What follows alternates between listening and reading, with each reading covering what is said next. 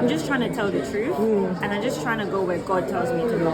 And it could look like one way, or it could look like a different way. This is just where I was led, and this is the team that we're with, and God is at the center, and that's beautiful. But no, I feel like God is in everything. It's just about what we tap into, and I've always been someone that I just follow like where He tells me to go, and I just go there. So I feel like everything I do is faith-based, or because He's at the center of it.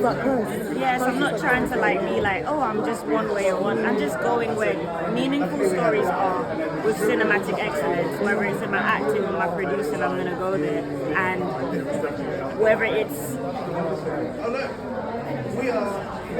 like whether it's obvious or not, God is always in it. Yeah. He's always in it.